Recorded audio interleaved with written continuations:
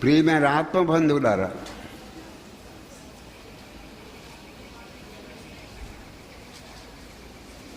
ఈరోజు పర్వదినం. శ్రీరామనవమి, కృష్ణాష్టమి ఎటువంటిదో ఈరోజు శంకర జయంతి అటువంటిది. శ్రీరామనవమి 5 రోజులు 10 రోజులు ఎలా చేస్తారో ఆచార్యుల వారి భక్తులు కొంతమందికి ఆచార్యుడే గురువు, ఆచార్యుడే దేవుడు. కొంతమందికి వాళ్ళు 5 రోజులు చేస్తారు. ఈరోజు పంచమి. వాళ్ళు శంకర జయంతి 5 రోజులు చేస్తారు. శివుడే శంకరుడిగా వచ్చాడని చెప్తారు. శంకర సాక్షాత్తు అంటే శివుడే శంకరుడిగా అవతరించాడు, పరమేశ్వరుడు. ఇక్కడ గ్రహించవలసింది ఏంటంటే పరమేశ్వరుడే గురు రూపం ధరించాడు. ఈ సాత్విక అవతారం. రాముడిలాగా కృష్ణుడిలాగా అక్కడ రాక్షస సంహారం ఏమీ లేదు. ఇక్కడ సాత్విక అవతారం అంటే బోధించడమే కార్యక్రమం. రెండో కార్యక్రమం పెట్టుకోలేదు శంకరుడు. చదవటం, రాయటం, ఇతరులకు అర్థమయ్యేలా చెప్పటం, ఈ 3 పనులు. పూర్వపు గ్రంథాలన్నీ పరిశీలించడం, వాటికి భాష్యాలు రాయటం, అవి అర్థమయ్యేటట్టు ఇతరులకు చెప్పటం. ఇలా 3 సార్లు భారతదేశం అంతా తిరిగాడు.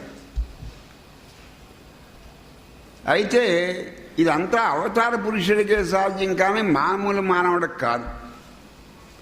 అయితే ఇక్కడ మామూలు గురువు కాదు, గురువే శంకరుడు. అంటే పరమేశ్వరుడే గురు రూపం ధరించాడు ఇక్కడ. అయితే ప్రతి ఆచార్యుడు భగవంతుడి అంశ అక్కర్లేదు. ప్రతి ఆచార్యుడు భగవంతుడి అంశ ఉండక్కర్లేదు.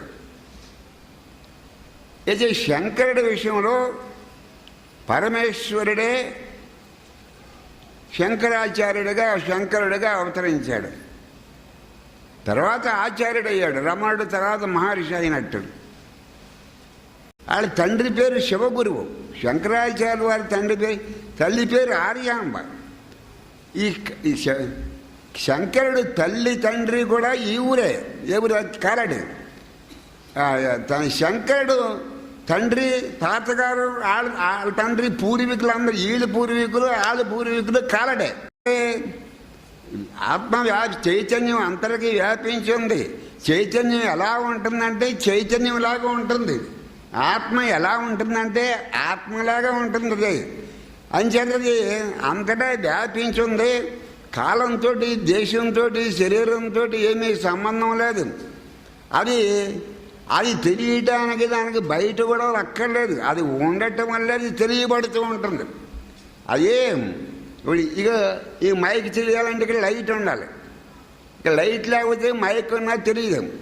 కానీ అది లోపల ఉంటుంది. అది ఉండటం వల్ల అది తెలియబడుతూ ఉంటుంది. ఏది సద్వస్తువు అది ఉండటం వల్ల అది తెలియబడుతూ ఉంటుంది. అది ఉందని చెప్పడానికి ఇంకోటి అక్కర్లేదు. అది ఉండటం వల్ల తెలియబడుతూ ఉంటుంది. అది అందుకని బయట ఏదో దీపం, సూర్యుడు లైట్, ఈ పవర్, ఎలక్ట్రిసిటీ ఇటువంటి ఏం అక్కర్లేదు. అది దాని అంతలో అదే ప్రకాశిస్తూ ఉంటుంది. అది దాని జీవితం పొడుగునా బోధించిన వాడు ప్రథమ ఆచార్యుడు, మొదటి ఆచార్యుడు, ది గ్రేట్ ఆచార్య. వాడు కాలడీలో జన్మించాడు. వాడికి యోగిక్ పవర్స్ ఉన్నాయి. ఒకే వ్యక్తిలో జ్ఞానం ఉంది, అదే వ్యక్తిలో భక్తి ఉంది, అదే వ్యక్తిలో యోగం ఉంది, అదే వ్యక్తిలో శక్తి ఉంది. ఇవన్నీ ఒక వ్యక్తిలో ఉన్నాయి. వాడు గొప్ప కవి, గొప్ప రచయిత. కొంతమంది ఆచార్యులు వాడిని వేదాంతిగా కాకుండా, తత్వం తెలిసిన వాడు కాకుండా గొప్ప కవిగా, గొప్ప రచయితగా చూసి కూడా ఉన్నారు. ఈ వేదాంతం తీసేయండి, ఈ తత్వం తీసేయండి, ఉపనిషత్తులు కూడా తీసేయండి, కేవలం గొప్పగా కవిగా, రచయితగా చూసిన వాళ్ళు కూడా ఉన్నారు. అంటే వాడు గొప్ప రచయితగా కూడా ఆయన ప్రపంచ ప్రఖ్యాతి పొందాడు.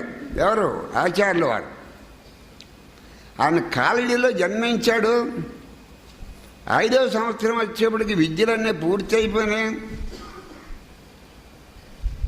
ఈ చదువుకునేటప్పుడు కొన్ని మహిమలు చేశాడు. అట్లా యోగిక్ పవర్స్ కూడా ఉన్నాయనకి. ప్రసాదంగా ఏ జ్ఞాని కూడా ప్రేమ లేకుండా, దయ లేకుండా ఉండడు, కంపాషన్ లేకుండా, మెరిచి లేకుండా ఉండడు. ఒక కొంపలోకి భిక్షకెళ్ళాడు. చదువుకునేటప్పుడు ఇప్పుడు విద్యార్థులుగా ఉన్నప్పుడు భిక్ష చేసేవారు కొంతమంది, అది సాంప్రదాయం. తర్వాత భిక్షకెళ్తే కొంత అహంకారం నశిస్తుంది. అందరూ తలా మాట అంటారు కదా, అందరూ ఏ గుమ్మానికి వెళ్తే అందరూ ఏదో తిడతారు కొంతమంది. అదే ఈ మాటలన్నీ పెడితే మనం ఎలా ఉంటాము, అదో ట్రైనింగ్, అదో శిక్షణ. ఆచార్యులు వారి తండ్రి తాతగారు ధనవంతులే, కానీ విద్యార్థి దశలో కొంతకాలం భిక్ష చేసుకున్నాడు ఆచార్యుడు. ఒకరింటికి వెళ్ళాడు. ఒకరింటికి వెళితే వాళ్ళకి రెక్కాడితేనే కానీ డొక్కాడదు. అంటే ఏ రోజు కష్టపడితే ఆ రోజు పొట్టెడుతుంది, కానీ వెనకాల ఏం ఆస్తులు లేవు, ఆస్తులు లేవు, వ్యాపారాలు లేవు, పైసలు లేవు, ఏమీ లేవు. అంటే ఇవాళ కష్టపడితే ఇవాళ భోజనం, రేపు కష్టపడకపోతే రేపు అన్నం ఉండదు. వాళ్ళ ఇంటికి వెళ్ళాడు. మామూలుగా అందరి ఇంటితో పాటు ఆ ఇంటికి కూడా వెళ్ళాడు. ఈ పిల్లడు ముచ్చటగా ఉన్నాడు, కంఠం శంఖంలా ఉంది, అన్నీ బాగున్నాయి, అవయవాలు వరుసంతా బాగుంది. వీడికి ఏదో పెట్ట బుద్ధి వేస్తుందా ఇళ్ళకి. యజమాని ఇంకేం తేలేదు, ఇంటికి ఏం తేలేదు. యజమాని వచ్చేవరకు వీడు కూర్చుంటాడా, భిక్షకు వచ్చినాడు, వీడికి ఏదో ఇద్దాం మనం, ఎంత ఇద్దామని ఇల్లు అంతా తిరుగుతుంది. ఇంకా బియ్యం తేలేదు, కూరగాయలు తేలేదు యజమాని. వీడు ఇలా కొంపంతా తిరుగుతుంటే కంగారు పడి, ఏంటి ఇలా కంగారుగా తిరుగుతుందని అనుకున్నాడు. వీడికి ఆచాడు గుమ్మాలను చూస్తున్నాడు. ఇంతలో ఒక ఉసిరికాయ దొరికింది ఆవిడకి. కొంపంతా తిరిగేటప్పటికీ ఆ పాత ఉసిరికాయ ఏదో దొరికింది ఆవిడకి. దొరికింది ఒట్టి చేతులతోటి. అంటే నోటితోటి బొమ్మ అంటాం కంటే కొంతమంది చేతులతోటి బొమ్మ అంటారు. మీరు కూడా అది నేర్చుకోండి. కొంతమంది నోటితోటి ముష్టోడు నోటితోటి వెళ్ళిపో అని చెప్పరు. చేతులతో ఏదో పైసలు ఇచ్చి లేకపోతే అరపైసలు ఇచ్చి వెళ్ళిపో అంటారు. వెళ్ళిపోమని చెప్పక్కర్లేదు, ఇంక వెళ్ళిపోతాడు. అంటే నోటితోటి చెప్పకుండా చేతితోటి చెబుతారు వెళ్ళిపోమని. ఈవిడ ఉసిరికాయ తెచ్చింది. ఎవరు అంటే చేతితోటి చెప్పటం వెళ్ళిపోమని, అంతకంటే ఆవిడకి ఇవ్వటానికి ఏమీ లేదు. మీరు నోటితోటి చెప్పకుండా చేతితోటి చెప్తే వెళ్ళిపోతారు వాళ్ళు.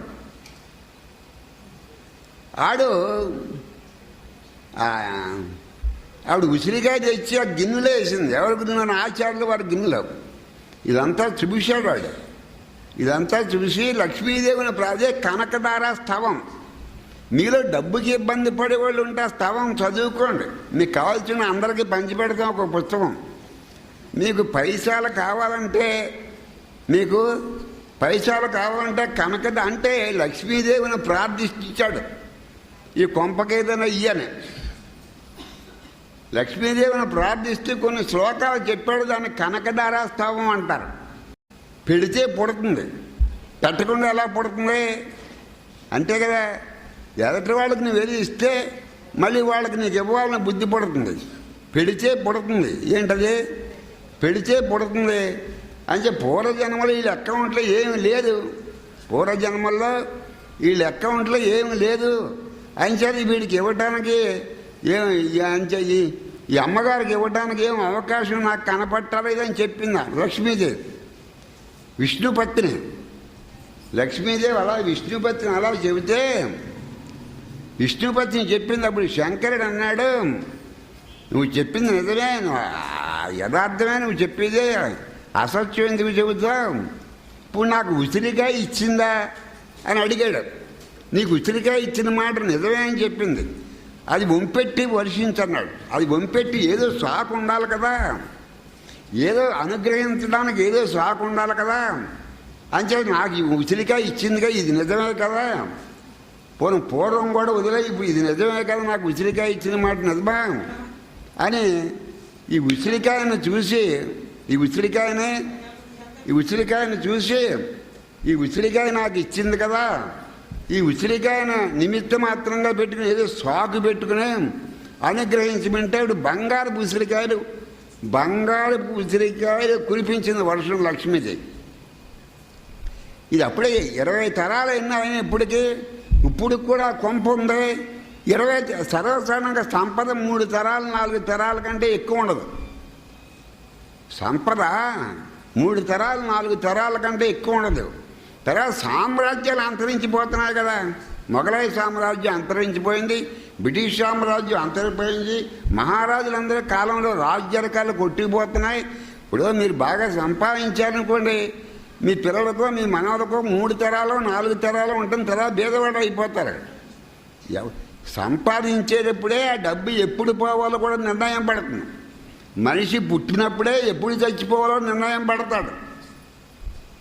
మనిషి పుట్టినప్పుడే అంతా దైవ ప్రణాళికతోడు జరుగుతుంటే ఈ యాదృచ్ఛికం ఏముందన్నాడు భగవాన్. ప్రతిదీ ఈశ్వర సంకల్పంతో జరిగినప్పుడు ఏదో యాదృచ్ఛికంగా జరిగిపోయింది. యాదృచ్ఛికంగా జరిగిపోవడానికి ఏమన్నా మీరు గాలి పటకలా ఎటు గాలి ఇస్తాడు వెళ్ళిపోవడానికి. ప్రతి చిన్న విషయం కూడా దైవ ప్రణాళిక ప్రకారం జరుగుతుంది. అంతేకాని యాదృచ్ఛికంగా జరిగిపోయిందని ఏదో అలా జరిగిపోయిందని ఇలా జరిగిపోయింది కానీ ఈశ్వరుడికి తెలియకుండా ఏది సృష్టిలో జరగటానికి వీల్లేదు. ఆదా మీకు నాకు ఈ ప్రపంచానికి లోకానికి పంచభూతాలకి దేవతలకి ఆధారంగా ఉన్నవాడు ఈశ్వరుడు. అయితే ఏదో అలాగా జరిగిపోయింది, ఏదో జరిగిపోవడం అంటే నేను గాలి పట్టాలా మనం ఎటుగాలి ఇస్తాడు పోవటానికి. ఆ యాక్సిడెంట్ అంటూ ఏం లేదు, ఈశ్వరుడి ప్రణాళిక ప్రకారమే. ఆ యాక్సిడెంట్ కూడా ఈశ్వరుడికి తెలియకుండా జరగటానికి వీల్లేదు. అంటే ఏదో జరిగిపోయిందంటే యాదృచ్ఛికంగా జరిగిపోయిందంటే ఏదో జరిగిపోయింది, అలా జరిగిపోయింది, ఇలా జరిగిపోయిందంటే యాదృచ్ఛికం అంటే ఏం లేదు. ఈశ్వరుడి ప్రణాళిక. నీ శరీరం వల్లకాళ్ళలోకి వెళ్ళే వరకు ఈశ్వరుడి ప్రణాళికంగానే ప్రతివాడి జీవితం జరుగుతుంది. ఇప్పుడు గాలివాన వస్తే ఈశ్వరుడికి తెలియకుండా రాదు, భూకంపం వస్తే ఈశ్వరుడికి తెలియకుండా రాదు. అంచేత ప్రతిదీ ఈశ్వర సంకల్పమే. ప్రతిదీ ఇంక యాదృచ్ఛికం ఏదో జరిగిపోయింది, ఏదో జరిగిపోవటం అంటే అది ఈశ్వరుడికి తెలియకుండా జరగలేదు. అంచేత ఈ శంకరుడు ఇప్పుడు కూడా కొంప ఉంది అంటే అదే ప్లేస్ మళ్ళీ ఇల్లు శిథిలం అవుతుంటే మళ్ళీ కడుతున్నారు. ఇప్పుడు కూడా కొంప ఉంది, ఆ కొంప మీరు చూసిరా. ఇప్పుడు కూడా వాళ్ళ సంపత్తితో ఉన్నారు. అది మామూలుగా ఏదో 3 తరాలు 4 తరాల కంటే ఎవరికి ఆస్తి ఉండదు. మీరు ఎంత సంపాదించినా సరే ఒక కాలంలో సంపద వస్తుందో కాలంలో పోతూ ఉంటుంది. కానీ ఇప్పుడు శంకరుడు అనుగ్రహించిన గృహం 20 తరాల నుంచి అలా ఉంది. అది ఒక యోగికి మహిమ, ఆయనకి యోగికి మహిమ. సరే ఆచార్య గారికి ఆయనకి మనం వచ్చిన పని ఆయనకి గుర్తుంది. ఆయనకు చదువు పూర్తి అయిపోయింది, ఆచార్యుడు అయ్యాడు. వస్తువు ఆయన చేతిలో ఉంది, అనుభవంలో ఉంది, వస్తువు అనుభవంలో ఉంది. ఆయన గురుముఖత విద్య నేర్చుకోవడం గురుముఖత విద్య నేర్చుకోవడం అయింది. కర్ణాటకలో గోకర్ణం అని ఒకటి ఉంది. కర్ణాటకలో గోకర్ణం అని ఎక్కడో సముద్రం ఒడ్డున ఉంది కర్ణాటకలో. అక్కడ కూడా కొంతకాలం వేదాధ్యయనం చేశాడని చెబుతారు ఎవరు ఆచార్యుల వారు. సరే తల్లి అనుమతి లేకుండా ఇప్పుడు ఎవడన్నా సన్యాసం పుచ్చుకుంటే సాంప్రదాయం ఏంటంటే తండ్రి చనిపోయినట్టు కౌరిస్తే స్నానం చేయక్కర్లేదు, కానీ తల్లి చనిపోయినట్టు కౌరిస్తే స్నానం చేయాలి. అది సన్యాసం. సరే మనం ఈ ఆచార్యుల వారు తండ్రి 3వ సంవత్సరంలో పోయాడు శివగురువు. ఇంకా ఆర్య ముందు తల్లి ఉంది. వాళ్ళ అమ్మమ్మ కూడా శంకరాచార్యుడు పుట్టకుండానే పోయింది.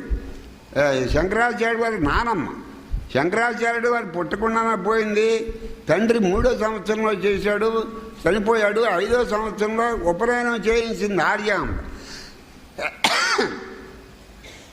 8వ సంవత్సరం వచ్చేటప్పటికీ వీళ్ళు విద్య నేర్చుకోవడానికి వచ్చేవారు ఎక్కడికి ఆచార్యుల వారి దగ్గరికి.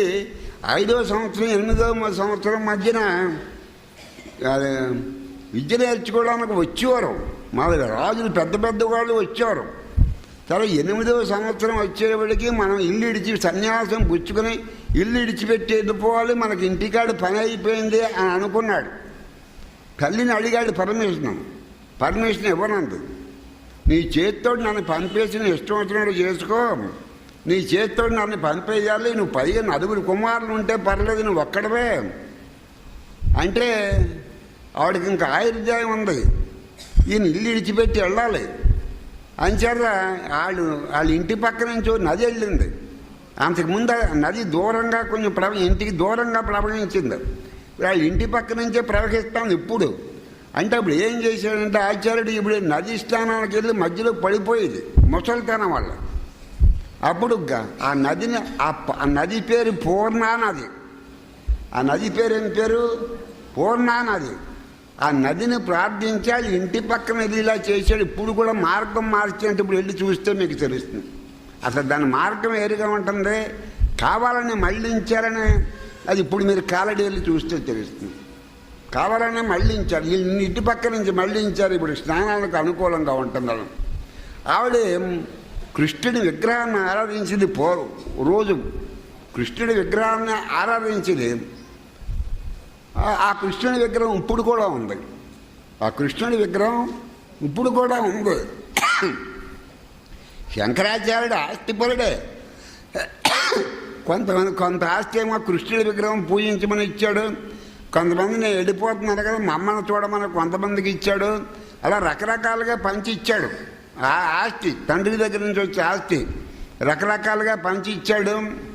సరే, మామూలుగా తల్లి అనుమతి లేకుండా మంచిది కాదు, శ్రేయస్సు కాదు. అంచేత ఆవిడ ఈ స్నానం చేసేటప్పుడు ఒక మొసలు ఆయనే కల్పించే మొసలు ఈయన కాలు పట్టుకున్నట్టు చూపించాడు. అమ్మా నన్ను ఈ మొసలు లాక్కుపోతుంది, ఇప్పుడు నాకు సన్యాసం నువ్వు ఇస్తే ఈ మొసలు నన్ను వదిలేస్తుంది, లేదా చచ్చిపోతానని చెప్పాడు.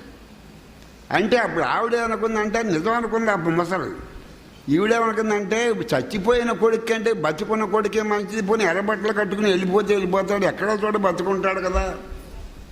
చచ్చిపోయిన కొడుకు కంటే బతుకున్న కొడుకే మీకు కదా, మనకు రోజు కళ్ళకు కనపడకపోయినా ఎక్కడో చోట ఉంటాడు కదా.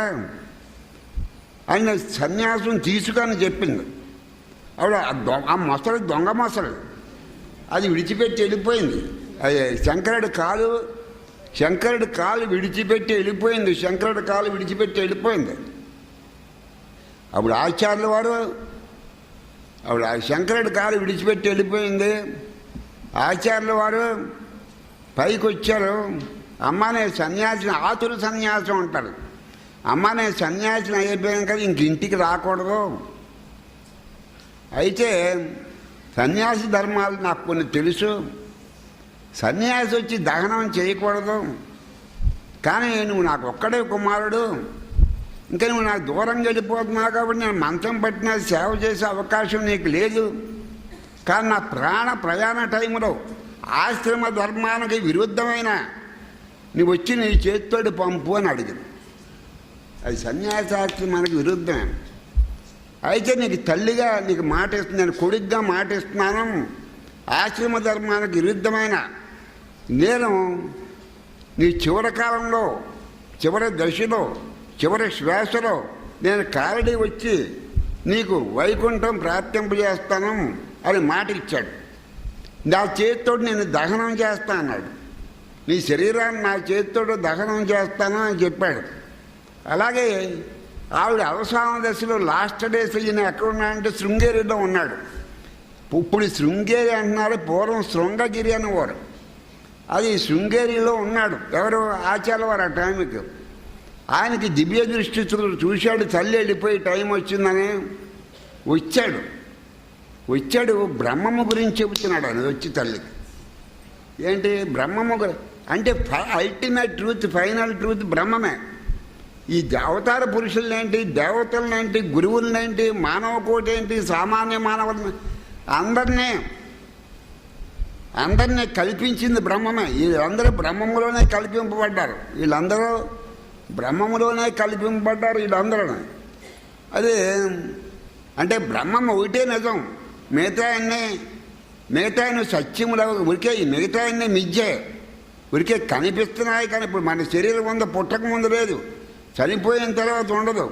మధ్యకాలంలో కొంతకాలం కనిపిస్తుంది, వెళ్ళిపోతుంది, వెళ్ళిపోతుంది. అన్నీ అంతే, ప్రపంచంలో అన్ని ప్రతిదీ అంతే. ఈవెన్ ది సీల్ పాస్ అవే. ఇవాళ ఆరోగ్యంగా ఉన్నాడు, రేపు చనిపోవచ్చు, చెప్పలేము. అది ఈయన వచ్చి బ్రహ్మ పదార్థం గురించి చెప్పాడు. అంటే అల్టిమేట్ ట్రూత్, హయ్యెస్ట్ ట్రూత్ బ్రహ్మ పదార్థం. బ్రహ్మ పదార్థం అది. ఆ బ్రహ్మము గురించి చెప్పి ఉపనిషత్తుల్లో దాని గురించి ఎక్కువ చెప్పాడు. బ్రహ్మము గురించి అది నిర్గుణం, నిరాకారం. దానికి శరీరం లేదు, గుణం లేదు, రూపం లేదు, రంగు లేదు. అది మంచిది చెడ్డదంటానికి వీలు లేదు. అక్కడ మనస్సు వెళ్ళదు, బుద్ధి వెళ్ళదు, ఇంద్రియాలు కనపడదు. కేవలం అనుభవేక వైద్యం. ఏది? ఆ బ్రహ్మం. దాని గురించి అవడం మొదలెట్టాడు. ఆవిడ అందుకోలేకపోతాను. ఆవిడకి అందుకోలేపు. నువ్వు ఏదో చెబుతున్నావు అబ్బాయి, నాకు అగమ్మకు వచ్చింది కాదు, నాకేం తెలియటలేదు. దానికి కొంచెం ఎవాల్బుడ్ సోల్ అయి ఉండాలి. ఈవిడికి అంత ట్రైనింగ్ లేదు కదా. అప్పుడు ఏం చేశాడు? ఆవిడ అంతవరకు విష్ణువుని ప్రార్థిస్తాను. అంటే సాకారానికి గుణం ఉంటుంది, రూపం ఉంటుంది. ఇప్పుడు రాముడు సాకారం, ఆడు గుణవంతుడని రూపవంతుడని మరి మనస్తోడు ఉపాసన చేసుకుంటున్నాం కదా. సాకారాన్ని, సగుణాన్ని, రూపం ఆరాధన చేసుకోవడం తెలుక. నిర్గుణాలను, నిరాకారాన్ని మనం అది సత్యమైన ఆరాధన చేయలేం. అది ఎవరిలో పెద్దవాళ్ళకైనా మనం ఆరాధన చేయలేం. అప్పుడు మహావిష్ణువుని దర్శింపజేశాడు. మహావిష్ణువుని ప్రార్థించి ఎవరో శంకరాచార్యులు వారి తల్లికి మహావిష్ణువుని దర్శింపజేశాడు. ఆవిడ రోజు పూజించేది కృష్ణునే కదా. సరిగ్గా రూపం ఇష్టం ఈవిడికి. విష్ణువు యొక్క రూపం చాలా ప్రీతి కాబట్టి సడన్గా మనస్సు అక్కడ ఆగిపోయింది. ఆ రూపం మీద ఆగిపోయింది. అంటే జీవితం పొడుగునా ఏ రూపాన్ని అయితే ఆరాధిస్తుందో, ఏ సగుణాన్ని అయితే ఆరాధిస్తుందో, సడన్గా ఆ మనస్సు అక్కడ ఆగిపోయింది. ఏది? ఆ రూపం మీద ఆగిపోయింది, ఆ గుణం మీద ఆగిపోయింది, ఆ మహావిష్ణు యొక్క లక్షణాల మీద ఈ మనస్సు అంతా ఆగిపోయింది. ఆ పరమేశ్వరుడి మీద, విష్ణు నారాయణ మీద మనస్సు ఆగిపోయింది. అంటే భగవంతుడు ఏం చెప్పాడంటే గీతలో, చివరి శ్వాసలో నా మనస్సుని నా మీద, నీ మనస్సు నా మీద నిలబెట్టి నన్ను స్మరిస్తూ నన్ను ధ్యానిస్తూ. అంటే మనస్సుకి స్థూల రూపం ప్రాణం, మనస్సుకి స్థూల రూపం ప్రాణం. నువ్వు ప్రాణాన్ని విడిచిపెడితే నీ మనస్సు నాలో ఐక్యం అవుతుందని భగవద్గీతలో చెప్పాడు. ఆ రకంగా ఈయన చేశాడు. సరిగ్గా అలా నిలబెట్టేలా చేశాడు. ఆ రూపాన్ని చూపించాడు. తల్లి మనస్సు అక్కడ ఎవరు? మహావిష్ణువులో మహావిష్ణు రూపం మీద నిలబడింది. అలా స్మరిస్తూ స్మరిస్తూ విష్ణువులో ఐక్యమైపోయింది.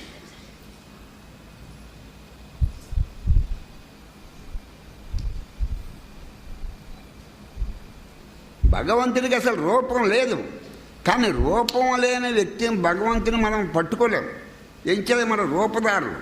మనం ఏదో శరీరంతో, ఏదో కులంతో, ఏదో దేశంతో, ఏదో జాతితోటి, ఏదో రూపంతో, దేనితో తాదాత్మ్యం పొందుతున్నాం కదా మనం. మరి మనం రూపం లేని దేవుని ఎలా పట్టుకోగలం? పట్టుకోలేం. శంకరుడి తల్లికి కూడా అదే పరిస్థితి వచ్చింది. అప్పుడు ఆవిడ కనిపెట్టాడు వెంటనే, ఎటు కాకుండా అయిపోతున్నామో తల్లని. అప్పుడు మహావిష్ణువుని ప్రార్థించి ఆ రూపాన్ని ధ్యానించేలా తల్లి ఆ రూపాన్ని ధ్యానించేలా చేసి, ఆ రూపాన్ని ధ్యానించేలా చేయించి, ఆవిడ కూడా సరిగ్గా భగవద్గీతలో చెప్పినట్టే ఆ చివరి కాలంలో మనస్సు పరమేశ్వరుడు రూపం, భగవంతుడు నారాయణుడు రూపం మీద పెట్టించి, ఆ నారాయణులో ఈవిడ మనస్సు ఐక్యమయ్యాక అప్పుడు ప్రాణం పోయిరా. అప్పుడు చూశాడు, అప్పుడు ప్రాణం పోయింది. అంటే స్థూల రూపం, మనస్సుకి స్థూల రూపం ప్రాణం. మనస్సు మహావిష్ణు మీద నిలబడ్డాకే ప్రాణం పోయింది. అప్పుడు అంచెలు ఆ రకంగా నారాయణుడు ఐక్యమైంది. అప్పుడు 8వ సంవత్సరంలో ఆవిడ చివరి టైంలో కారడి వచ్చాడు. అయితే అప్పుడు పేచీలు జరిగినాయి.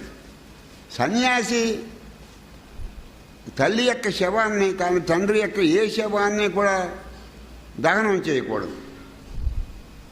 అయితే ఆ కుటుంబం వాళ్ళు వ్యతిరేకించారు. మేము చేస్తాను, నువ్వు దగ్గర ఉండాలి. ఆవిడకి నేను చేస్తానని మాట ఇచ్చాను, నేనే చేస్తాన్నాడు. అయితే నీకు నిప్పివ్వం, నీకు కాడి ఖాయం అన్నారు. అంటే 4-3 మోస్తారు కదా శవాన్ని. అంటే ఖాయం అంటే ఆయన మోసిపోయి నిప్పివ్వబోదు, ఆయన నిప్పు పెట్టేసి ఆయన దహనం చేస్తాడు ఇంటి వెనకాల. ఇప్పుడు కూడా సమాధి స్థలం ఇప్పుడు కూడా ఉంది. ఆచార్యులు వారి తల్లిని ఎక్కడైతే సమాధి చేశారో దాన్ని ఆర్యాంబ సమాధి అంటారు. ఏమంటారు? ఆర్యాంబ సమాధి అంటారు. ఆచార్యులు వాళ్ళ తల్లిని ఇంటి వెనకాలే దహనం చేశాడు, శ్మశానానికి తీసుకెళ్ళలేదు, ఇంటి వెనకాలే దహనం చేశాడు. ఇప్పుడు కూడా ఆర్యాంబ సమాధానం అక్కడ గుర్తుంది. ఇప్పుడు కూడా కాలడి వెళ్ళిన వాళ్ళు చూడవచ్చు. సరే, ఇక్కడికి వెళ్ళాడు. ఎక్కడికి వెళితే మధ్యప్రదేశ్ వెళ్ళాడు. అక్కడ సన్యాసం ఆతురు సన్యాసం ఇక్కడే పుచ్చేసుకున్నాడు. అక్కడ గోవింద భగవత్ నర్మదా నది, మీరు కాశీ వెళ్ళేటప్పుడు, ఢిల్లీ వెళ్ళేటప్పుడు మన గోదావరి మీద బ్రిడ్జ్ ఎలా ఉందో నర్మదీ నది మీద కూడా బ్రిడ్జ్ ఉంది. ఆ నది తగులుతుంది మనకి. కాశీ వెళ్ళేటప్పుడు లేదా ఢిల్లీ వెళ్ళేటప్పుడు మధ్యప్రదేశ్లో ఉందా నది. అదే ఆ నది పక్కనే గోవింద భగవత్పాదుడు గుహలో ధ్యానం చేసుకున్నాడు. అక్కడికి వెళ్ళాడు. ఎవరు? వీడు వెళ్ళాడు. ఎవరు మీరు అని అడిగాడు గోవింద భగవత్పాదుడు. నేను అది కాదు, ఇది కాదు, ఏది కాదు అన్నాడు. ఎవరు మీరు? మీరు అని అడిగాడు. మనం అడుగుతాం కదా కొత్త వాళ్ళని. ఎవరు కాదంటే అది కాదు, ఇది కాదు, ఏది కాదు అన్నాడు. మరి ఎవరు? ఏదైతే చైతన్యమో అదే నేనై ఉన్నాను.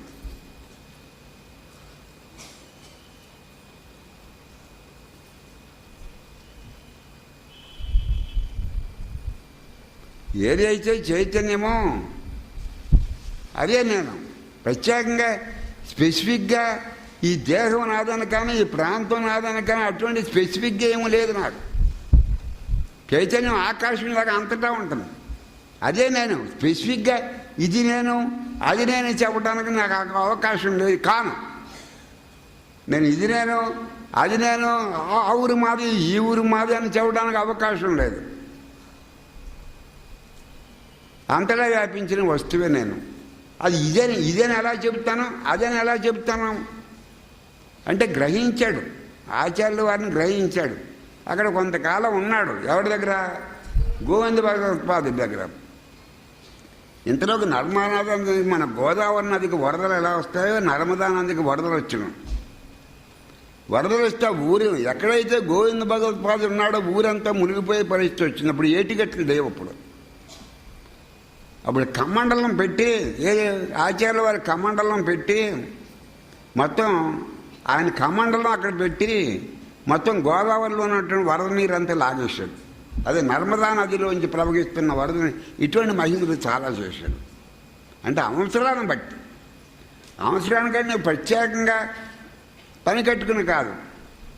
ఇప్పుడు చేపలు 10 మందికే సరిపడి ఉన్నాయనుకోండి, భోజనానికి 200 మంది ఉన్నారనుకోండి, అప్పుడు యేసుక్రీస్తు ఏం చేసేవాడంటే మరి 10 మందికి వండిన చేపలు 200 మందికి, భోజనానికి 200 మంది ఉన్నారు, చేపలు 10 మంది కంటే సరిపోవు. అప్పుడు 200 మందికి సరిపడి చేపలు సృష్టించేవాడు. ఇటువంటి యేసు చేశాడు. అక్కడ ఉన్నాయి చేపలు 10 మందికే సరిపోతాయి. 10 చేపలు తినడానికి అక్కడ 200 మంది ఉన్నారు. కొంతమందికి వడ్డించి కొంతమంది వడ్డించరు మానేస్తారు చేపల కూర అని చెప్పి ఇటువంటి మహిమలు అతను కూడా చేశాడు. ఎవరు? ఇటువంటి మహిమలు ఒక్క మహిమ కూడా చేయని వాడు బుద్ధుడే. చేయలేదు. ఆయన చేయగలడు కానీ ఏమీ చేయలేదు ఇటువంటి మహిమలు. అప్పుడు అతను ఔన్నత్యం గుర్తించి ఎవరు? శంకరాచార్యులు వారు యొక్క గోవింద భగవత్పాదుడు శంకరాచార్యులు ఔన్నత్యం గుర్తించి నువ్వు ఇక్కడి నుంచి కాశీ వెళ్ళు. కాశీలో మహాపండితులు ఉన్నారు. అప్పుడు హిందూ మతం విడిపోయి ఉంది శాఖలు. శివుడు ఒక్కడే దేవుడు అని చెప్పేవాళ్ళు, విష్ణువు ఒక్కడే దేవుడు, అమ్మవారి దేవుడు ఒక్కడని చెప్పు అందరూ పదవ రకంగా విడిపోయారు. అందరూ హిందూ మతం ఐకమత్యంగా లేదు. అందరూ పేచీలు పెట్టుకుంటున్నారు ఆ టైంలో. అప్పుడు ఉన్నది ఒక్కటే అంటే ఒకటే బ్రహ్మమే, వాడే విష్ణువు, వాడే శివుడని హిందూ మతంలో ఒక ఐకమత్యం తీసుకొచ్చాడు. నువ్వు అద్వైత మతాన్ని స్థాపించు, నువ్వు అద్వైతం మతాన్ని స్థాపించు. ఆత్మద్వైతం కాదు అద్వైతం అని గోవింద భగవత్పాదుడు శంకరుడికి చెప్పాడు. ఆత్మ 2 కాదు, ఒకటే. ఆత్మ 2 కాదు, ఒకటే, అది ద్వైతం కాదు, అద్వైతమే. ఈ సిద్ధాంతాన్ని బోధించమని చెప్పాడు గోవింద ప్రతిపాద. ఎవరితోటి? శంకరుడితోటి. అద్వైత మతాన్ని స్థాపించని చెప్పాడు. అప్పుడు కాశీ వెళ్ళాడు. కాశీలో మహాపండితులు ఉండేవారు. అప్పుడు పూర్వం అందరూ పెద్ద చదువులు కావాలంటే కాశీ వెళ్ళి చదువుకునేవారు. అంటే కాశీ సనాతనమైన గ్రామం. ఇప్పుడు ఈ మెడ్రాసు, బొంబాయి, కలకత్తా, హైదరాబాద్ ఈ మధ్యన వచ్చినాయి, కానీ భూమి పుట్టినప్పటి నుంచి ఉంది కాశీ.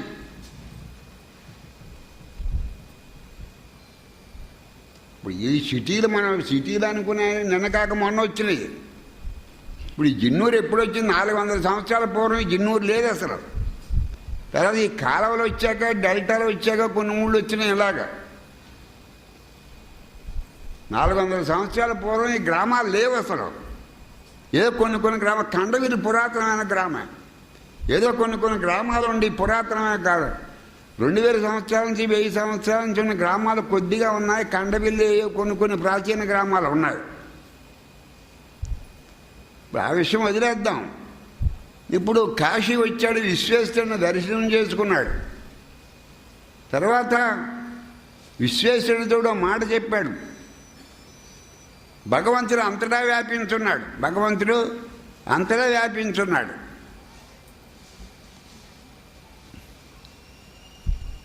కానీ కాశీలో ఉన్నావు, నిన్ను పరిమితం, కాశీలో ఉన్నావనే బుద్ధితో నేను వచ్చాను.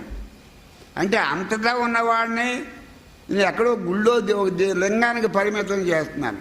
లింగానికి అంటే ఈ తప్పు నన్ను క్షమించు. అంతటా ఉన్నవాడిని ఒక్కచోటే ఉన్నాడు, ఇంకెక్కడా లేడండి, తప్పే కదా అది. అంటే నన్ను క్షమించి ఆశీర్వదించు. అంతటా ఉన్న భగవంతుడు కాశీలోనే ఉన్నాడు, ఇంకెక్కడా లేడని భావంతో వచ్చాను. ఇది నాది పొరపాటే, నన్ను క్షమించి ఆశీర్వదించని కాశీ విశ్వేశ్వరునితో ప్రార్థించాడు. అయితే కొంత బ్రాహ్మణ ఇంట్లో పుట్టాడు. కొన్ని శరీరం కొంచెం ఆ అణువులు ఉంటాయి. ఆచార్యుల వారు బ్రాహ్మణ అగ్రహారంలో పుట్టారు. అక్కడ బ్రాహ్మణ కాలడీలో, అంటే కులం బ్రాహ్మణ అగ్రహారంలో పుట్టాడు. కొంచెం ఆచారాలు ఉన్నాయి. ఈయన ఆచార్యుడు అవ్వబోతున్నాడు, పెద్దవాడు అయిపోతున్నాడు. ఇంకా కులం కూడా ఉండకూడదు ఈయనకనే. ఈయనకి పరమేశ్వరుడు విశ్వేశ్వరుడు ఏం చేశాడంటే, ఈయన గంగా నదిలో స్నానం, ఆయన ఆ రేవు అంటే ఇష్టం. కాశీలో అదేవి రేవు అంటే మణికర్ణిక ఘాట్ అంటే ఇష్టం. వివేకానంద వాళ్ళకి ఈ ఘాట్ అంటే ఇష్టం, దశాశ్వమేధ ఘాట్. వివేకానంద ఎన్నాళ్ళు కాశీలో ఉన్న దశాశ్వమేధ ఘాట్ చేసేవాడు. ఆచార్యుల వారికి అంటే కుటీరం దగ్గర, ఎక్కడ అదేం ఘాట్, శవాలు కాలుస్తారు ఎక్కువ. అదే మణికర్ణిక ఘాట్. మణికర్ణ ఘాట్లో ఎప్పుడు శవాలు ఎదుగుతూనే ఉంటాయి. రాత్రి పగలు శవాలు కాలుతూనే ఉంటాయి. ఒకసారి మణికర్ణిక ఘాట్లో రోజు స్నానం చేసేవాడు. రాముడు పుట్టకముందు ఋష్యశృంగుడు దశరథుడి చేత పుత్రకామేష్టి యాగం దశాశ్వమేధ ఘాట్ దగ్గర చేయించాడు. ఆ ఋష్యశృంగుడి పేరు మీదే శృంగేరి వచ్చింది. ఆ ఋష్యశృంగుడు స్వగ్రామం శృంగేరి అంచేత దాని శృంగగిరి అన్నవాడు పూర్వం, అప్పుడు శృంగేరి అయింది అది. ఆ ఋష్యశృంగుడే ఎక్కడ, ఆ ఋష్యశృంగుడి ఏ ఊరు, అక్కడే ఈయన మఠం స్థాపించాడు. 4 మఠాల్లో మొట్టమొదటి మఠం శృంగేరిలో శంకర మఠం, మొట్టమొదటి మఠం అక్కడే స్థాపించాడు.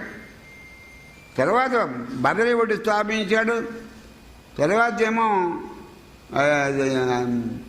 ఇక్కడ విష్ణు క్షేత్రం ఉంది, పూరి జగన్నాథుని ఒకటి స్థాపించాడు. తర్వాత ద్వారకలో ఒకటి స్థాపించాడు.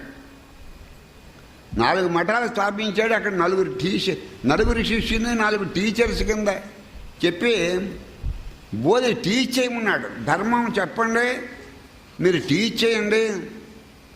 మీరు మరి మీకు అన్నం బట్ట కావాలంటే అది ప్రజల మీద ఆధారపడండి, కానీ టీచింగ్ మీరు విడిచిపెట్టొద్దు అని ఆయన చెప్పి వెళ్ళింది. అది ఆచార్యుల వారు ఏమన్నారంటే, బ్రహ్మసత్యము జగత్తు మిథ్య అన్నారు. బ్రహ్మసత్యం జగత్తు మిథ్య. మళ్ళీ జగత్తు బ్రహ్మముగా సత్యమే అన్నారు. ఇక ఇది అల్లరైంది. ఇది బ్రహ్మ సత్యము, జగత్తు మిథ్య. జగత్తు నామరూపాలుగా సత్యము కాదు, బ్రహ్మముగా సత్యమే. అంటే నీ కళ్ళకు కనిపించే ప్రపంచం కూడా బ్రహ్మమే. నామరూపాలకి ఇక్కడ బ్రహ్మము తప్పించేయము లేదు. మీరు నామరూపాలకు, మీ బుద్ధి నామరూపాలకు పరిమితం అవటం వల్ల అది జగత్తుగా కనిపిస్తుంది. అంతకంటే ఏముంది ప్రపంచంలో? రూపము, నామము, యాక్షన్, పని, అంతకంటే ఏమి లేదు కదా. అంటే జగత్తు నామరూపాలుగా అసత్యమే. ప్రపంచం చావులు పుట్టుకలు అన్నీ అసత్యమే. బ్రహ్మముగా నిజమని చెప్పాడు. అంటే బ్రహ్మమే నీ కళ్ళకు ఉరికే జగత్తుగా కనిపిస్తామని. దాన్ని భగవాన్ కూడా సపోర్ట్ చేశారు. ఆచార్యులు వారు భగవాన్ ఏమన్నారంటే, నా అనుభవాన్ని నేను చెబుతున్నాను, నేను చెప్పిన సిద్ధాంతాన్ని శంకరుడు చెప్పిన మాటలకి సరిపోయిందని అందరూ చెబుతున్నారు. శంకరుడి గురించి ఎక్కువ చదివిన వాళ్ళు. నేను నా అనుభవాన్ని తీసి చెబుతున్నాను, ఇది శంకరుడు చెప్పిన దానికి నా అనుభవానికి సరిపోతుంది అని చదివిన వాళ్ళు చెబుతున్నారని భగవాన్ చెప్పేవారు. ఇది బ్రహ్మ సత్యము, జగత్తు మిథ్య. జగత్తు కూడా సత్యమే, అలా బ్రహ్మగా సత్యం. జగత్తుగా సత్యము కాదు, బ్రహ్మముగా సత్యము. లహరిలో శివుడి పేరు ఎవడి పేరు ఎత్తలేదు. అంటే శివుడి మీద స్తోత్రమే, ప్రత్యేకంగా ఒక దేవుడి పేరు, లింగం పేరు ఎత్తలేదు. ఒక శ్రీశైల లింగం పేరు మట్టుకి మల్లికార్జునుడి పేరు ఎత్తాడు.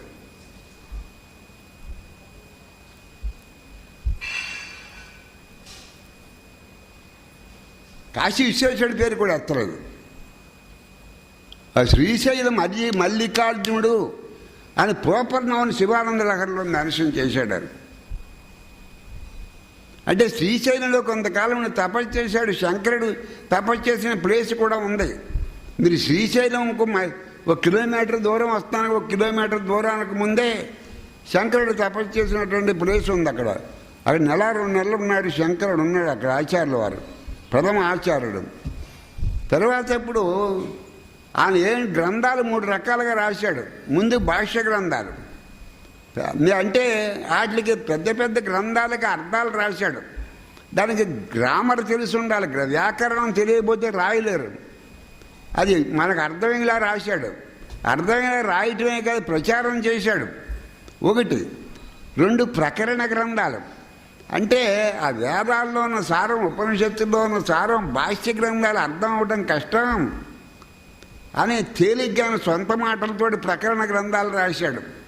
ఆత్మబోధ, వివేక చూడమని ఇలా ఒక 50-60 గ్రంథాలు రాశాడు. ఏ ప్రకరణ గ్రంథాలు, భాష్యాలు రాశాడు. తర్వాత స్తోత్ర గ్రంథాలు రాశాడు.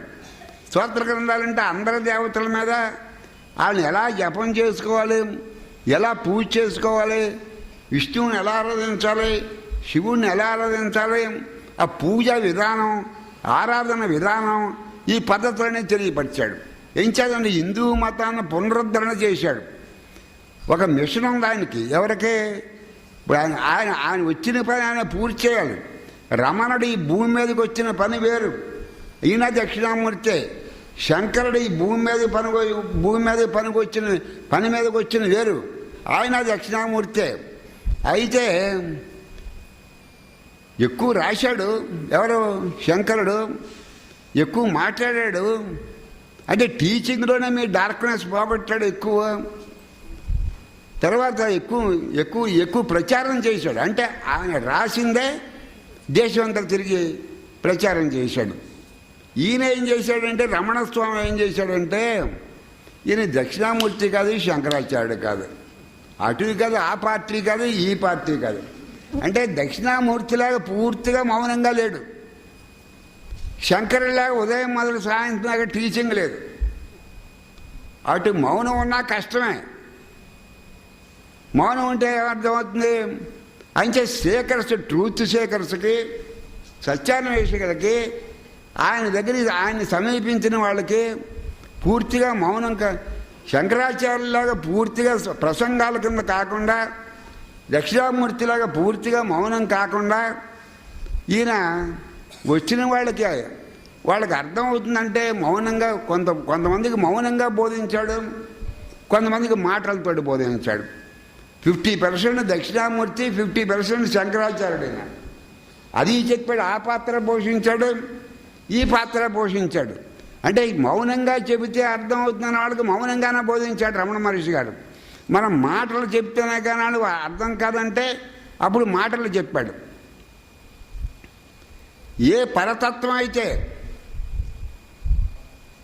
ఆచార్యుల వారి ద్వారా సాంస్క్రిట్లో లోకానికి బోధించిందో ఆ పరతత్వమే రమణ మహర్షి ద్వారా తమిళంలో బోధించింది. ఆయన ద్వారా సాంస్క్రిట్లో చెప్పించింది పరతత్వం, ఈయన ద్వారా తమిళ భాషలో ఆ పరతత్వం అంతా వచ్చింది. అంచేత ఇక్కడ మనం గ్రహించవలసింది ఏంటంటే సబ్జెక్టు తత్వం మటుకు అద్వైతం, ఇద్దరిది అద్వైతం. నువ్వు సాధన చేయొచ్చు, పక్వానికి రావచ్చు, నిగ్రహం, ఇంద్రియ నిగ్రహం, మనో నిగ్రహం అన్నీ సంపాదించవచ్చు, అన్నీ చేయటం మంచిదే. కానీ చివరికి జ్ఞానం అనే నిప్పు ఉండాలి. ఆ జ్ఞానం అనే జ్ఞానం రాకుండా అంటే ఏంటి? జ్ఞానం అంటే ఏంటి? పుస్తకాలు చదవటంలో వచ్చింది కాదు. ఇక్కడ లోపల ఒక సత్వస్తువు, సత్యవస్తువు ఉంది, లోపల ఒక ట్రూత్ ఉంది. దాన్ని మనం అది ఎరుకులోకి వస్తే దాన్ని మనకి టేస్ట్లోకి వస్తుంది. అది మనకి ఎరుకులోకి రావాలి. ఇప్పుడు కూర బాగుందా లేదా ఎప్పుడు తెలుస్తుంది? నోట్లో పెట్టుకుంటే తెలుస్తుంది, అంతే కదా. అది ఎరుకులోకి వచ్చినప్పుడు ఆ లోపల ఉన్న వస్తువు ఎరుకులోకి వచ్చినప్పుడు టేస్ట్ తెలిసిపోతుంది మనకు. టేస్ట్ అప్పుడు తెలుస్తుంది టేస్టు. ఆ ఎరుకులోకి వచ్చిన తర్వాత అది ఎప్పుడు ఉంటుందని దేహానికి దానికి it is bodiless, mindless, worldless and godless also. అక్కడ నీవు నేననే భేద బుద్ధి ఉండదు. నీవు నేననేటువంటి భేద బుద్ధి ఉండదు. అంటే ఈశ్వరుడు వేషం చేస్తే జీవుడి వేషం చేస్తే మిగిలేది చైతన్యం. అలాగే అక్కడ ఏమవుతుందంటే ఉన్నదేదో ఉంది, కానీ దాని తాలూకు ఎరుక లేదు మనకి. మన ప్రయత్నం దేనికంటే లేనిదాన్ని కనిపెట్టడం కాదు, ఉన్నదాన్ని తెలుసుకోవటం. ఆ ఉన్నదాన్ని ఎరుక, ఆ ఎరుక రావద్దు. ఎరుక వస్తే రుచి తెలుస్తుంది. అది తెలిసాక దాని తాలూకు అనుభవమే ఆత్మజ్ఞానం. అనుభవం లేకపోతే జ్ఞానం లేదు. అది ఇప్పుడు మనం చెప్పుకునేది పుస్తకజన్య జ్ఞానం. పుస్తకాలు చదువుకోవడంలో వచ్చే జ్ఞానం ఊరికే పరీక్షలు రాయడానికి ఉపయోగపడుతుంది.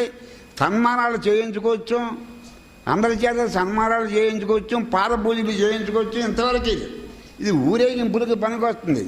అంతేకాని నిన్ను అజ్ఞానంలోంచి, బంధంలోంచి విడుదల చేసేది పుస్తకజన్య జ్ఞానం కాదు, ఆత్మజ్ఞానం.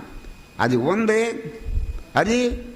అది ఉంది, కానీ అది మనకు ఉన్నట్టు తెలియటం లేదు. అది ఫైనల్గా జ్ఞానం సంపాదించకుండా, అంటే ఆత్మజ్ఞానం సంపాదించకుండా ఆత్మానుభవంలోకి రాదు. ఇక్కడ నీకు అర్థమవుతుందా? అది అనుభవం ఉండటం ఉంది, అది ఉంది. కానీ దాని అనుభవం ఎప్పుడు వస్తుంది? దాని తాలూకు జ్ఞానం విషయ జ్ఞానం వల్ల, వస్తు జ్ఞానం వల్ల కాదు. దాని తాలూకు జ్ఞానం సంపాదించడం వల్ల అది అనుభవంలోకి వస్తుంది. దాని ఆత్మజ్ఞాన అనుభవం, అది కడసారి జన్మ. అది ఆత్మజ్ఞాన అనుభవం. ఆత్మ జ్ఞానం వచ్చినప్పుడు దాని తాలూకు అనుభవంలోకి వస్తుంది. అందుచేత ఇక్కడ మీరు ఇవన్నీ ఒట్టి మాటలు కాదు, దాన్ని మీరు టేస్ట్ చేయాలి. శంకరుడు టేస్ట్ చేశాడు కాబట్టి అంత బ్రహ్మాండంగా సబ్జెక్ట్ చెప్పగలిగాడు. రమణుడు డైరెక్ట్గా ట్రూత్ని టేస్ట్ చేశాడు కాబట్టి, ట్రూత్ ఆయన అనుభవంలో ఉంది కాబట్టి ఎక్కడ ఉరిగిపోకుండా సబ్జెక్ట్ని సరళంగా చెప్పగలిగాడు. ఒక పండితుడు, ఒక కవి, ఒక జ్ఞాని, ఒక భక్తుడు, ఒక కర్మయోగి, ఇవన్నీ ఒక్క మనిషిలో చూడాలంటే వాడి శంకరుడు. పాండిత్యం ఉంది, కవిత్వం చెప్పగలడు, ప్రోజ్ రాయగలడు, పొయిటరీ రాయగలడు, మనకు అర్థమయ్యేలా చెప్పగలడు. తను ఏదైతే చెబుతున్నాడో, ఏదైతే రాస్తున్నాడో అతని చేతిలో అనుభవంలో ఉంది. అది ఒట్టి మాటలు కాదు, చిలక పలుకులు కాదు, తన అనుభవంలో పెట్టుకునే చేస్తున్నాడు. ఎదుటివాడితో మాట్లాడేటప్పుడు, ఆర్గ్యుమెంట్ చెప్పేటప్పుడు గంటల తరబడి చెప్పేవాడు ఆర్గ్యుమెంట్. ఎదుటివాడితో ఆర్గ్యుమెంట్ చెప్పేటప్పుడు ఎదుటివాడు ఎందుకు ఓడిపోయాడు అంటే ఈయన దగ్గర ఒకటి వేద ప్రమాణం ఏంటిది, ఇక ఋగ్వేదంలో ఎలా ఉంది, యజుర్వేదంలో ఎలా ఉంది చెప్పేస్తాడు. ఒకటి. రెండు, మనిషి దగ్గర యుక్తి ఉంది. ఒకటి శృతి, శృతి అంటే వేదం. రెండేంటి, ఆ యుక్తి ఉంది. ఎదటి వాడిని ఎలా కన్విన్స్ చేయాలో యుక్తి ఉంది. ఆ రెండింటికంటే ఎక్కువ స్వానుభవం లోపల వస్తు చేతిలో ఉంది. ఇంకా ఎలచోడు ఎక్కడికి వెళ్తాడు, తల కిందగా పడిపోతాడు. మీకు అర్థమవుతుంది ఇక్కడ. ఒకటి శృతి, శృతి అంటే వేదం, శృతి అంటే వేదం. ఒకటి శృతి. రెండు యుక్తి, అంటే ఎదుటివాడికి ఎలా కన్విన్స్ చేయాలో తెలుసు.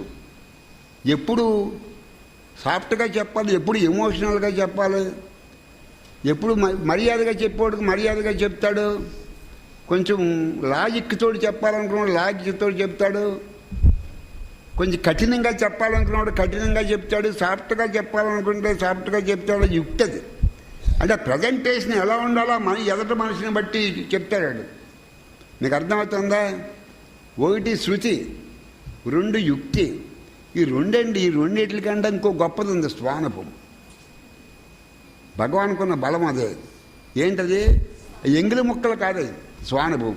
స్వానుభవం దగ్గర ఉంది. అది దేని గురించి చెబుతున్నాడో వస్తువు చేతిలో ఉంది, చెప్పగల యుక్తి ఉంది. నీకు అర్థమవుతుందా. శాస్త్రం ప్రమాణం ఏంటి, నోటికి వచ్చినప్పుడు చెబుతున్నా, దీనికి ప్రమాణం ఏంటని అడిగితే సడన్గా వేదం చూపించేస్తాడు. ఉపనిషత్తు వేదం ఏదో సడన్గా చూపించేస్తాడు. నువ్వు నీ నోటికి వస్తే చెప్తే ఎలాగైనా నాకు ప్రమాణం ఉండాలి కదా అంటాడు. అప్పటికప్పుడు ఋగ్వేదమో యజుర్వేదమో సామవేదమో లేదా బృహదారణ్యక ఉపనిషత్తు కటావు ఏదో ఉపనిషత్తులో పలానా ఉపనిషత్తులో నేను చెప్పిన దానికి సరిపోతుంది చూసుకోండి అంటాడు. అంటే హరహర శంకర జై జై శంకర, హరహర శంకర జై జై శంకర. అంటే వటవృక్షం కింద వటవృక్షం కింద కూర్చున్న ఏ దక్షిణామూర్తి అయితే కూర్చుని నిలబడ్డాడో ఆ దక్షిణామూర్తి శంకరుడు. కలియుగంలో వాడే శంకరుడిగా వచ్చాడు, వాడే రమణుడిగా వచ్చాడు. ఆయన రమణుడు వచ్చినటువంటి అవతారం యొక్క ప్రత్యేకత ఏంటంటే, శాస్త్రాల్లో వెతుకుతున్న సత్యాన్ని శాస్త్రాల్లో వెతుకుతుంటే శాస్త్రాల్లో అది వెతకాల్సిన హృదయంలో వెతకాలని మానవ జాతి యొక్క మానసాన్ని మళ్లించాడు. అంటే మానవ హ్యూమానిటీ యొక్క మానవ జాతి యొక్క రాంగ్ డైరెక్షన్లో వెళుతున్నటువంటి మానవ జాతిని రైట్ డైరెక్షన్ తిప్పాడు. అది రమణుడు చేసిన పని. ఈయన దక్షిణామూర్తే ఆయన దక్షిణామూర్తే, ఇద్దరికి ఆత్మానుభవం ఉన్నవాళ్ళు. ఆ ఎంగిలి మొక్కలు ఏం కాదు, వాళ్ళ అనుభవాన్ని తీసి చెప్పారు. అది అంచేత ఇవాళ అందరూ మనం శంకర జయంతి జరుపుకుంటే సరిపోదు. మీరందరూ ఆచార్యుడి యొక్క శంకరుడి యొక్క అనుగ్రహాన్ని పొందాలి. నేను ముందే ఏం చెప్పాను, మీరు ఆచార్యులు అవ్వచ్చు కానీ గాడ్ ఇన్కార్నేట్ అయి ఉండాలని. అంటే ఆచార్యుడు అంటే ప్రతివాడు దేవుడు అవతారమే ఆచార్యుడు అక్కర్లేదు. శంకరాచార్య వాడు God incarnate and Acharya also, both God incarnate and Acharya also. అంటే అక్కడ గాడ్ ఇన్కార్నేట్ ఆచార్యుడు అయ్యాడు. అదే రమణుడు కూడా గాడ్ ఇన్కార్నేట్ ఇక్కడ కూడా ఆచార్యుడు అయ్యాడు. ప్రతి ఆచార్యుడు గాడ్ ఇన్కార్నేట్ అవ్వక్కర్లేదు. అది మీకు ఇంకోసారి చెబుతున్నాను. అయ్యో ఇవాళ నేను కోరికనేది ఏంటంటే హృదయపూర్వకంగా నిండు మనసుతో ఏంటి కోరికనేది ఏంటంటే ఆచార్యుల వారి యొక్క అనుగ్రహం. ఇలా అద్దెపూలు వేస్తే వెలుతురు రావడానికి గంట పడుతుంది, అప్పటికప్పుడు వచ్చేస్తుంది. అలాగే ఆచార్యుల వారు జ్ఞానస్వరూపుడు, జ్ఞానం యొక్క ముద్ద, ఆత్మజ్ఞానం యొక్క ముద్ద. అంచేదానికి శాస్త్రజ్ఞానం బాగా తెలుసు, ఆత్మజ్ఞానం బాగా తెలుసు. కొంతమందికి ఇది ఉంటే అది ఉండదు, అది ఉంటే ఇది ఉండదు. ఆయనకి శాస్త్రజ్ఞానం ఆత్మజ్ఞానం రెండు చేతిలో ఉన్నాయి. ఆయనకి రెండు చేతిలో ఉన్నాయి. అంచేత ఆర్గ్యుమెంట్ గంటల తరబడి చెప్పగలడు, ఇంకా ఓడిపోవటం అంటే ఉండదు. అందుచేత అటువంటి ఆచార్యుడు యొక్క శివుడి యొక్క అంశ అయినటువంటి ఆచార్యుడు ఇప్పుడు అరుణాచలేశ్వరుడే తిరుచూడిలో జన్మించి, అరుణాచలేశ్వరుడే తిరుచూడిలో రమణుడిగా జన్మించి మళ్ళీ అరుణాచలం వచ్చాడు. అలాగే కైలాసంలో ఉన్న అలాగే కైలాసంలో ఉన్న పరమేశ్వరుడే శంకరుడి రూపంలో వచ్చి మనకు బోధించాడు, ఆ స్వరూపం గురించి బోధించాడు. ఇందులో ఒక్క వాక్యాన్ని కూడా మనం సవరించడానికి సరిపోం. శంకరుడు రాసిన వాక్యాల్లో ఇక్కడ ఈ దోషం ఉంది, ఈ పొరపాటు ఉంది అని మనం ముట్టుకోవడానికి సరిపోం. అంటే ఇది సవరించడానికి సరిపోం. ఆ వాక్యాన్ని ముట్టుకోవడానికి సరిపోవడం, అది చదివి మనం అర్థం చేసుకుని, మనకు అర్థం కాకపోతే గురువు దగ్గర చెప్పించుకుని అది ఎంజాయ్ చేయవలసిందే. కానీ ఆ వాక్యంలో తప్పు ఉంది, ఈ వాక్యంలో తప్పు ఉందా అంటానికి లేదు. ట్రూత్ చెప్పేటప్పుడు తప్పేంటి? మాట్లాడేది ట్రూత్ అక్కడ, ఇంకా అక్కడ తప్పేంటి? ట్రూత్ అబద్ధం చెబుతుందా? అది ట్రూత్, వాకింగ్ ట్రూత్ అది. అందుచేత మీకు ఇంతకీ ఈ గొడవ వదిలేని ఎంతవరకు చెప్పింది. నేను మిమ్మల్ని కోరుకునేది ఏంటంటే, మీకు అందరికీ ప్రథమ ఆచార్యుడు, మొదటి ఆచార్యుడు, మళ్ళీ రాధాకృష్ణ గారి మాటలు చెబుతున్నాను. He was a man of calm judgement. ఎంత బాగుందో చూడండి. కామ్ జడ్జిమెంట్, ఎటు ఒకటి ఒరిగిపోవటండి. మనం ఎటు ఒకటి ఒరిగిపోతాం. Very balanced brain. He was a man of calm judgement and wide toleration. Ramana Maharshi గురించి ఏం చెప్పాడు? ఇది లైట్ హౌస్ టు హ్యూమానిటీ.